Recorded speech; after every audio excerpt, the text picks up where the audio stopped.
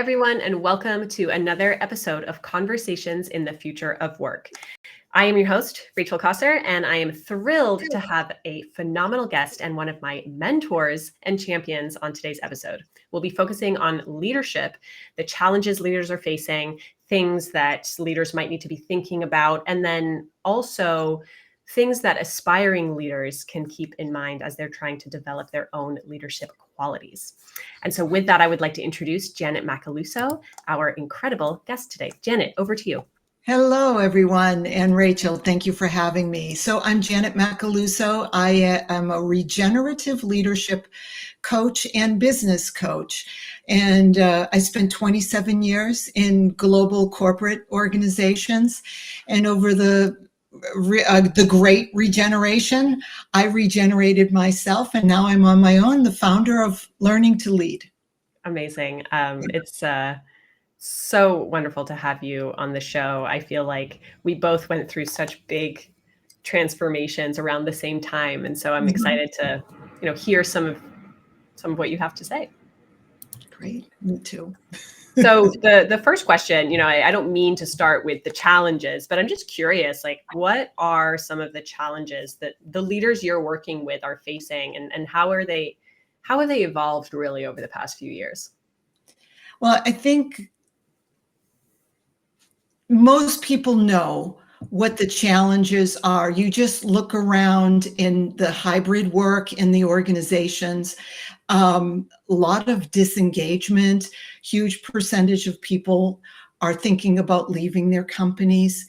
And then you look at the world, and you are now a mother raising children, and you're thinking, how is this world going to be thriving for the next generation and the generation after that? So there's lots of those challenges going on.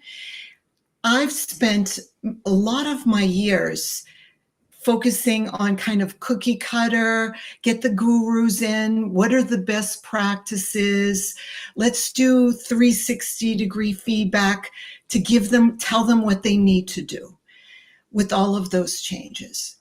But really where I am now in my own evolution, maturity, I would say that it's not, those challenges are going to come and go. The thing I would say, the difference that makes the difference is the state of being and the quality of thinking and discernment that we bring to address with all of those challenges and opportunities that we face. That's the difference. There's no playbook. There's no textbook that you can say, oh, wait a minute, let me look this up. The challenges never existed before that we're dealing with. So how do we have presence of mind and thinking quality to address them and make the right decisions? Right. Do you feel like a playbook was ever relevant? No, I think there's some to look at, but what I see, and actually what's interesting is I have a client who is a college professor, and she says that these young students entering college, they kind of fold their arms and say, you're the expert, tell me the way.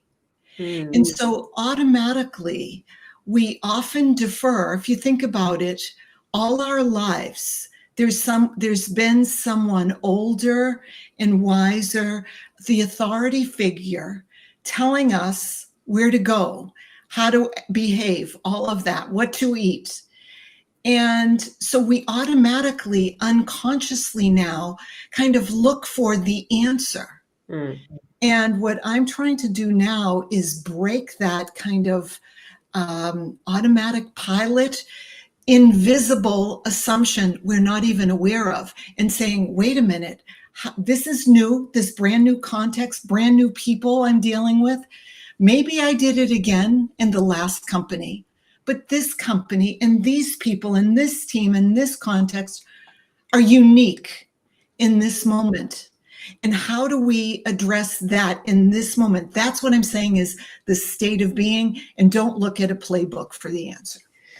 Right. And I feel like, the next question will deal with AI specifically, but especially with AI tools and some of these, because I would imagine a lot of people are now turning to AI as the authority in some ways, and like, oh, well, I asked AI and AI said this, therefore it must be true. And it's like, oh, wow, no, like we all need to take a step back, as you said, and start to really think critically about our context, our situation, ourselves, and the people around us, right? Mhm.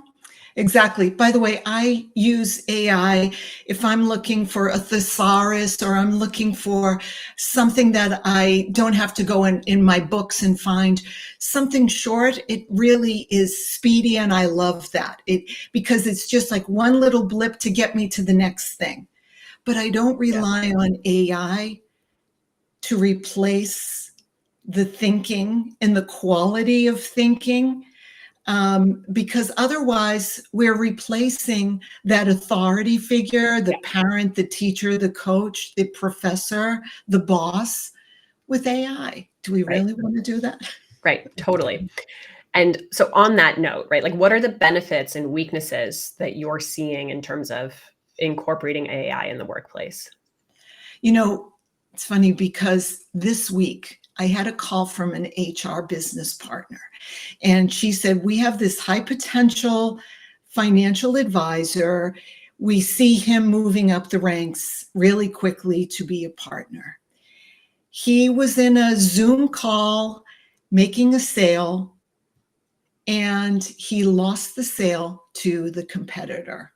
And so the HR person was asking me, I've seen him have these Zoom calls, and his presence doesn't kind of exhibit Mm, confidence and competence that is needed for this potential client to invest millions of dollars in his fund. So I actually told her to see if there's a way she could get him to go to your website and take that assessment. right. Right.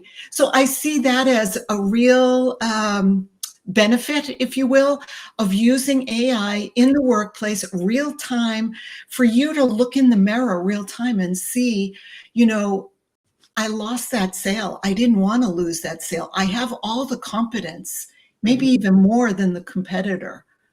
Was there any little thing that I could have done to improve my odds? I think Right. AI comes in here. What do you think about that? Oh, totally. I mean, that's like a perfect example. And I love that example for a few reasons. I think when we're dealing with, as you said, these high potential, very talented leaders in the making, it's hard to sometimes give them feedback on things like their presence.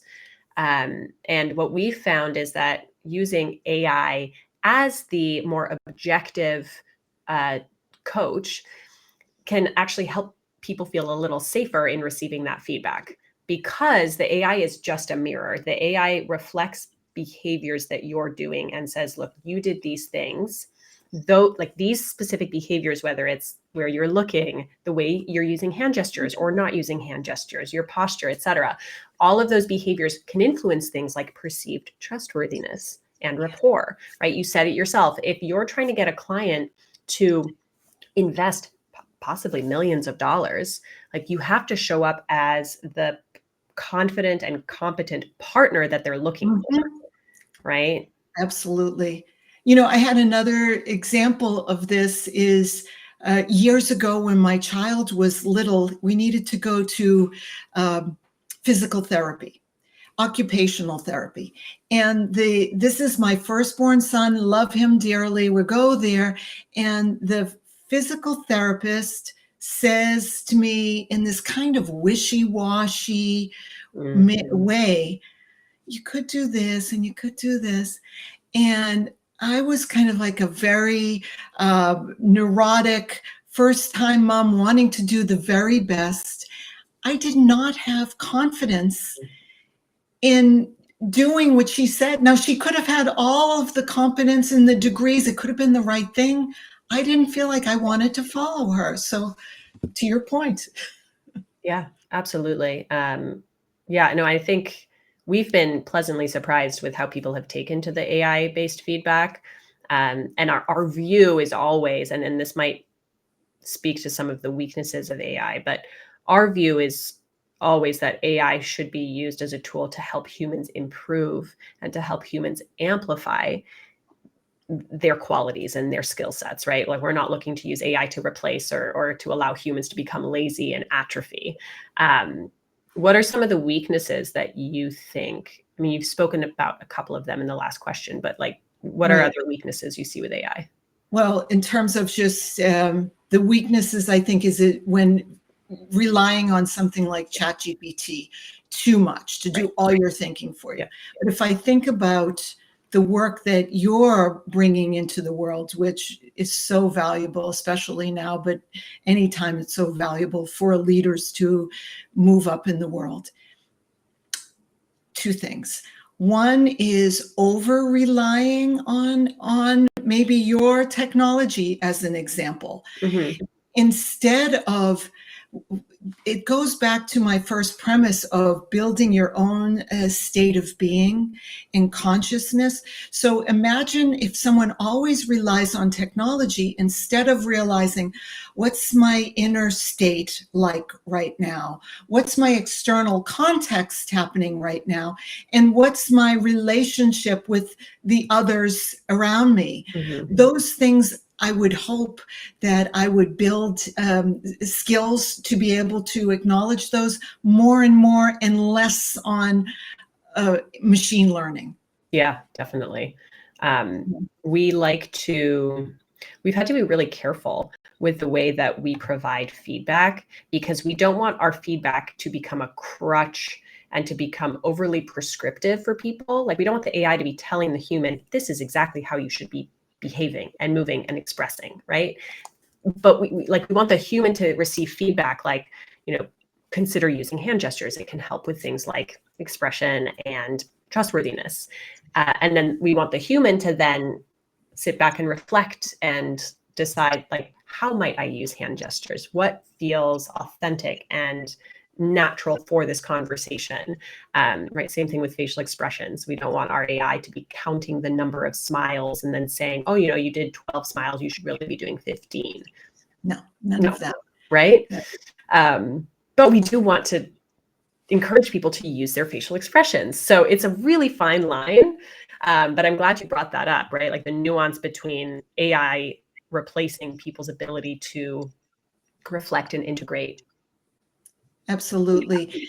And the other area where I think it's a watch out is I've been in charge of talent management for many years in succession planning. And what I found was that you would have someone who was maybe a very good, confident public speaker, and they would present to senior leaders.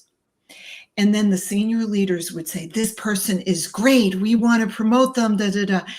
And everyone else, or I would be thinking, wait a minute, that guy was showboating. He knew how to present in a way that would create that reaction in you. When we have these other folks who are more introverted, who are actually the foundation of the company that make it work, and you're overlooking at them because you're paying too much attention to the confidence. I don't know what your thinking is about that. Yeah, I mean, our thinking is like give everyone the tools to be able to present themselves as the capable, competent individuals they are. Like, if you're at the end of the day, communication is such a strong, critical element of your professional toolkit, right? So when you're mentioning these other individuals who maybe are a little more introverted, maybe less competent as communicators, I'm like, get those people trained. Yes. Right? Yes. Because you can't go through your professional life and expect to be put in front of clients and in front of the press as a representative of the company if you don't have that competency. Absolutely. So that's where, in the fact that you said, there's this subtle line or this nuance. Yeah. That's the edge that I was talking about when I was saying all of these challenges are happening in the world all around us. We can't find a playbook. We can't find a textbook. But how do you discern the subtle nuances? To me, that's the difference that makes the difference. Yeah, definitely. So when it comes to communication, What are you most looking forward to with like near future leaders? I think I've been around doing this work for so long that I will get a little bored if I were just doing the basics. Yeah. So where I like to play in the issues that seem to surface for me and with leaders, I call them undiscussables. And the Ooh. fact that they're undiscussable is undiscussable. So it might be what I think but don't say, or what I say but I don't mean, or to the work that you're doing, what I'm doing but I'm not aware of. Oh, yeah. And then if no one tells me that, or somehow I'm not able to reflect and find it out myself, those undiscussables clog up the communication system. They pile on, they pile up. And so how do you make communication flow easily? That's the area that I think is really needed. The other type of work, communications, the fun, team building, all of that, that's great. Yeah. The nuance, the hard part is discussing undiscussables. Yeah. I mean, that is such an interesting point. How do you differentiate? Like, do you think, because it sounds like some of those undiscussables are blind spots, right? Like, if you're not even aware of maybe some of the way you might be showing up, or that you said one thing, but you actually meant another thing, right? Like, there's a little bit of like a blind spot nature to that. Well, here's how I address it. I can think of a leader. I was in his meeting. We were walking out, and he said, and the meeting was a little chaotic. Everyone was talking over each other. And he said to me afterwards, "Did you see what babies they are? This is it. I'm not a leader. I'm a babysitter." And he was venting. Yeah. And I said to him, "Well, why don't you tell them Right. how you feel?" And his response back to me was, "Well, I can't tell them how I feel, because if I tell them how they feel, then they'll shut up and they won't say anything." And I said back to him, "Then why don't you tell them that too?" Right. And that's the difference. He didn't realize he was withholding information, thinking that they're not strong enough to hear it. And I said, if you tell them why you're tempted to withhold it because of these reasons, you're sharing that. Because he says he wants to be an authentic leader, and he's piling and hiding all this luggage. And that's got to be the backbone to so much of this withholding of more honest, maybe harsher information, right? Is there's a lack of trust in the other side being able to handle it. Rachel, think about someone you love. And someone you love, you would talk to them in a way you wouldn't withhold this, because you care so much about them succeeding and thriving in the work that they're doing, that they're able to make a difference and evolve the work that they're doing. It has a ripple effect. My work is living systems. So I know, for instance, I'm a living system. Together, you and I are a living social system. We live in families, communities. So it's this interaction of living systems. And if I really care about you, I'm going to share this information because I care and love you. And if leaders and teammates thought the same way, instead of they put on a mask, I'm professional, they have the right stuff, or they don't, black and white thinking in my mind. Yeah.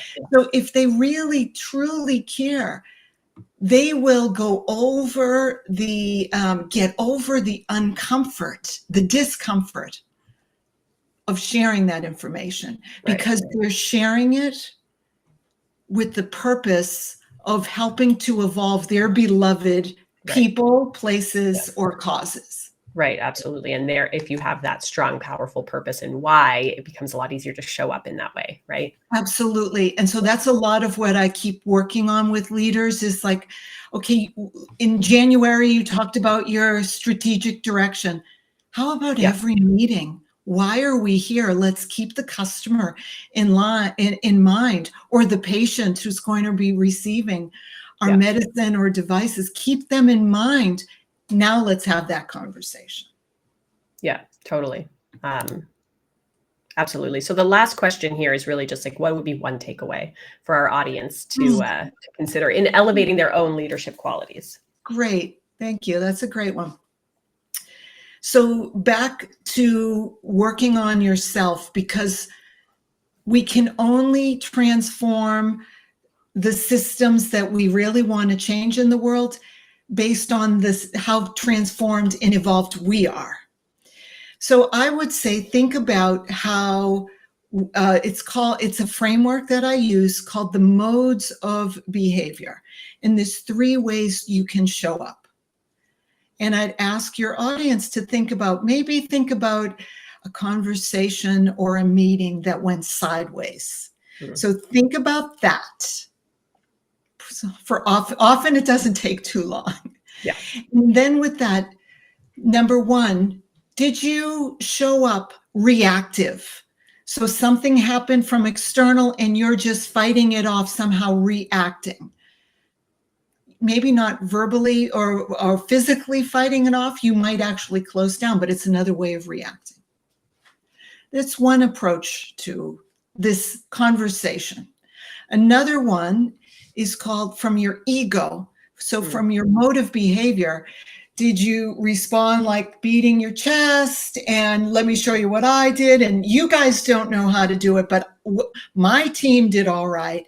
And you're trying to boast a little bit too much. So there's another way. First one was reactive. Second mode of behavior is from your ego. The third one goes back to what we were just talking about. Behaving from meaningful purpose. Are we coming from and behaving from a higher purpose beyond this conversation? We're having this conversation to help others, help them develop their own work. So those are the 3 modes of behavior: reactive, ego, and purposeful meaning. And if you think about that, I think that for your conversation that went sideways, you can find out whether one or more parties were coming from the first or second mode. How do you react to that? Well, I think having frameworks like that can be really helpful because, number one, it helps you understand how you're showing up to the conversation and how you're maybe reacting or behaving. And then it also helps you start to understand how the other parties are showing up, right? And I think if you're able to see like, okay, this person is being very reactive to this subject, like maybe then you pause to figure out what's actually not being communicated that needs to have some air. Right. So I think having a framework like that's really helpful because it helps you get to the heart of the issue and then end up at the end of the day having a real conversation instead of just talking past one another, which I feel like happens a lot. And these frameworks actually help have the undiscussables. Right. So you have something to use and look at together. So why I say we start at your work is working with someone, a leader, to be able to evolve their own capabilities. But it's not just so that I'm self-developing, self-improving for my own ego.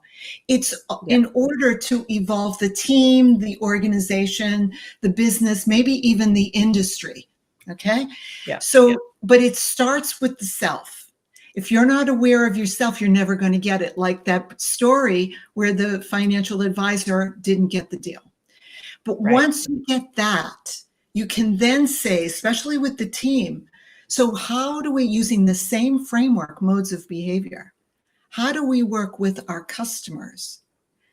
Are we reactive, maybe on pricing, because something happened in the market with the competitors and we react? or from ego, or are we coming from that meaningful purpose once again? So this is how it builds upon itself, but it starts with the self. Yeah, awesome. It's honestly so powerful. Janet, I want to thank you for showing up and sharing so many wonderful insights. What is the best way for our audience to be in touch with you or follow more of your thought leadership? Oh, thank you very much.